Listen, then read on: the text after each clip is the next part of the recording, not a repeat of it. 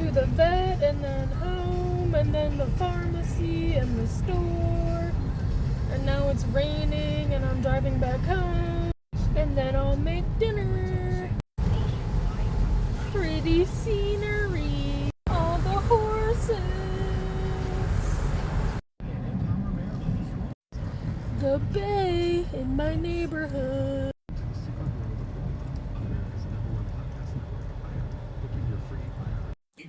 You already know Chilli Cheese dogs and Chilli Cheese fries after he was arrested with on a kidnapping onions, charge on Thursday, March mustard, 26th.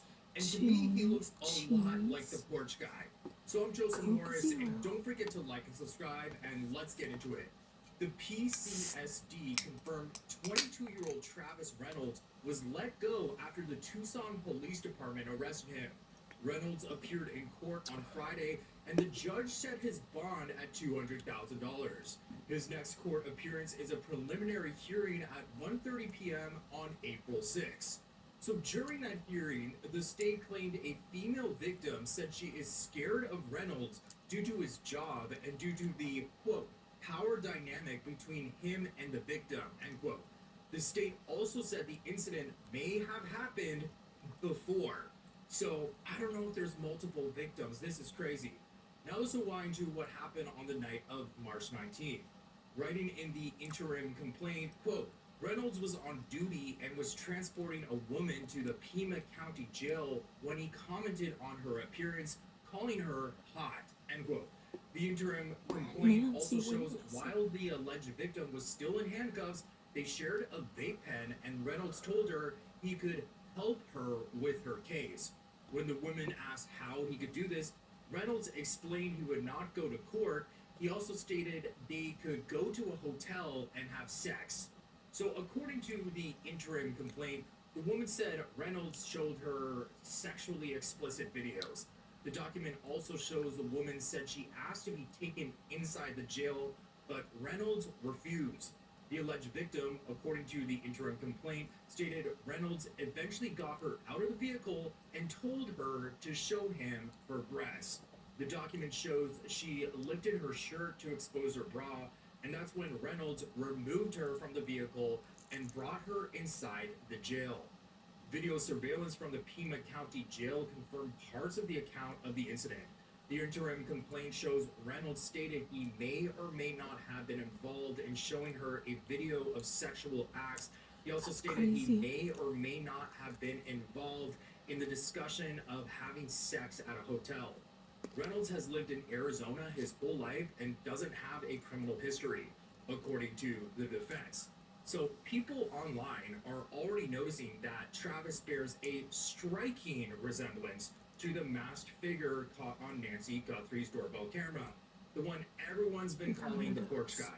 And he has visible tattoos on his arms that look similar to what some observers described on the suspect.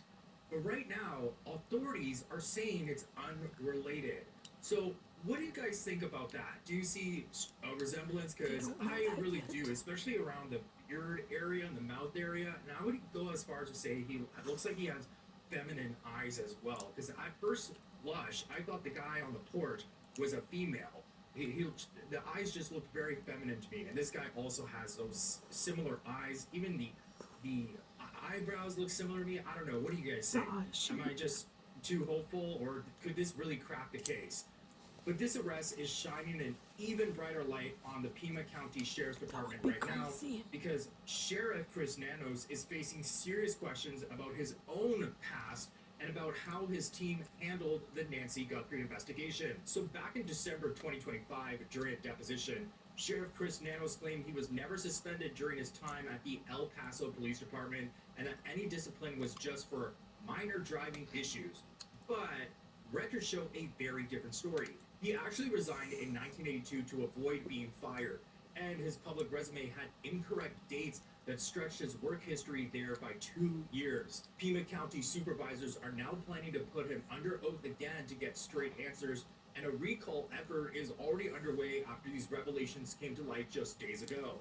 So here's where the department's handling of the Nancy Guthrie case gets even more troubling. Nancy Guthrie vanished from her Catalina Foothills home on the night of January 31st into February 1st, 2026. Officers processed the scene, but just days later, Sheriff Chris Nanos declared it cleared and turned the house back over to the family.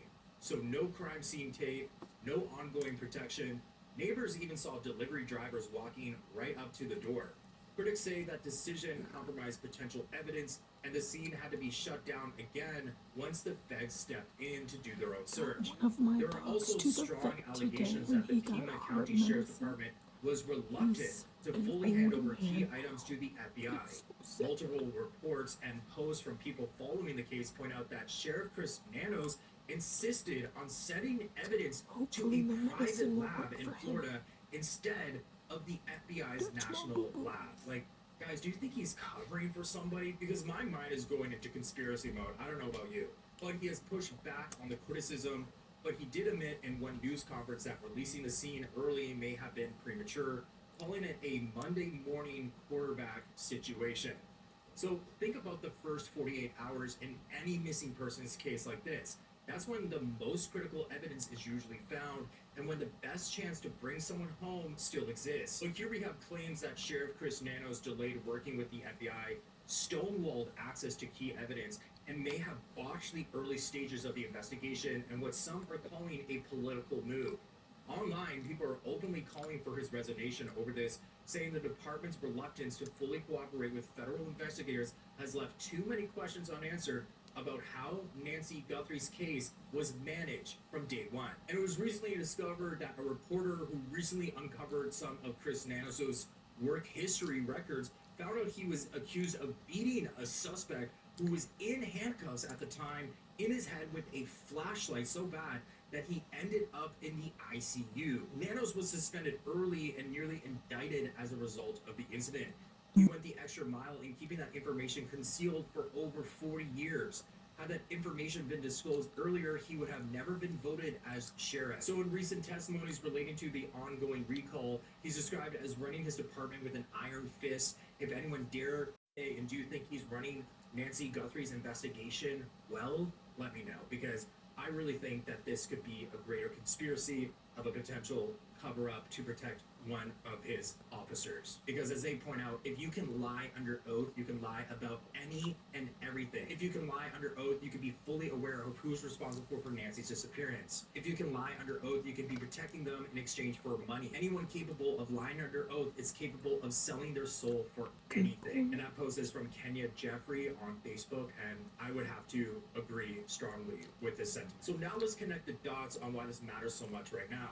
With a young deputy like Travis Reynolds already facing these explosive accusations of abusing his power while in uniform, and with Sheriff Chris Nanos himself under fresh scrutiny for allegedly misleading statements under oath, and for how the Guthrie crime scene was released so quickly, it raises real concerns about the culture inside that department. The fact that the house was handed back to the family so soon, allowing potential contamination, and that the feds had to step in and resecure it later, has many wondering if basic investigative protocols were followed or if internal resistance slowed everything down.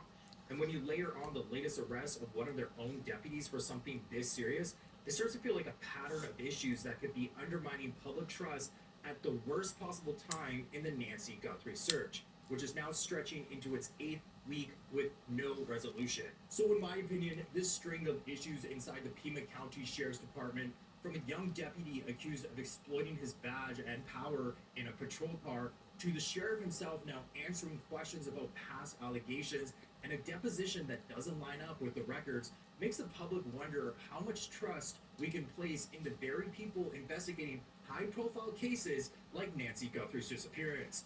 The early release of that crime scene, the reported resistance to full federal involvement, the claims of stonewalling key evidence, and now this arrest all start to paint a picture of a department that's struggling with basic accountability at exactly the wrong time. None of it proves anything about the Guthrie case itself, but the pattern of missteps and personal controversies is hard to ignore and leaves a lot of people asking whether real change is coming or if this is just business as usual. The timing couldn't be worse, especially when every day that passes without answers only deepens the frustration for Nancy's family and everyone following this case. So guys, if you enjoyed this video, please hit like and subscribe and leave a comment because I try to read every single one. And if you made it this